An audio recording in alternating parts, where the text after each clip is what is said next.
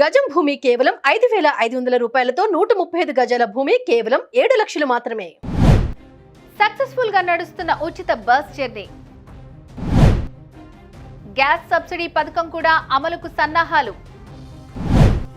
విధి విధానాలను ఖరారు చేస్తున్న అధికారులు. ఈ నెల 28 నుంచి అందనున్న కాంగ్రెస్ సబ్సిడీ. ఆర్టీసీలో ఉచిత జర్నీ పథకాన్ని దిగ్విజయంగా అమలు చేస్తున్న కాంగ్రెస్ ప్రభుత్వం తన హామీల్లో భాగమైన గ్యాస్ సబ్సిడీని కూడా అమల్లోకి తెచ్చేందుకు సన్నాహాలు చేస్తోంది. ఈ నెల 28 నుంచి పథకం అమల్లోకి తేవాలని భావిస్తోంది.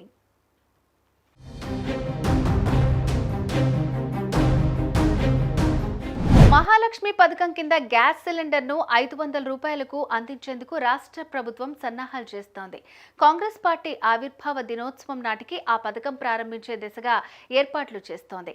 తెలంగాణ రాష్ట్రంలో 1,20,00,000 గ్యాస్ కనెక్షన్లున్నాయి. వీటిలో మహిళల పేరుతో 70 లక్షల కనెక్షన్లు ఉన్నట్టు లెక్కలు తేలాయి.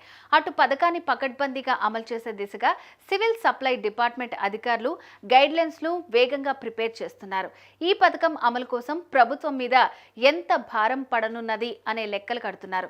రాష్ట్రంలో నెల 60 లక్షల గ్యాస్ సిలిండర్లు డీలర్ల నుంచి వినియోగదారులకు చేరుతున్నట్లు తెలుస్తోంది. 500కే సిలిండర్ స్కీమ్ కు గైడ్లైన్స్ రూపొందించే పనిలో సివిల్ సప్లై ఆఫీసర్లు బిజీగా ఉన్నారు. కుటుంబ యూనిట్ గా తీసుకోవాలా లేక మహిళల పేరుతో ఉన్న కనెక్షన్లకే సబ్సిడీ ఇవ్వాలా అనే దానిపై ప్రధానంగా చర్చ జరుగుతోంది.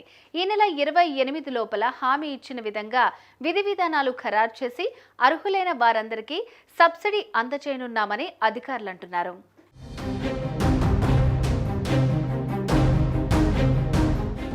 అటు ప్రతి గ్యాస్ కనెక్షన్ ఈకేవైసీ చేయించుకుంటేనే సబ్సిడీ వస్తుందన్నది కరెక్ట్ కాదని కేంద్ర ప్రభుత్వం గ్యాస్ కలెక్షన్ల వ్యవస్థను ప్రక్షాళన చేసి ఫ్రెష్ రికార్డులను తయారు చేసేందుకే ఈ ఈకేవైసీ చేయించుకోవాలని చెప్పిందని డీలర్లు అంటున్నారు. ఈకేవైసీకి గ్యాస్ సబ్సిడీకి సంబంధం లేదని వారు చెబుతున్నారు.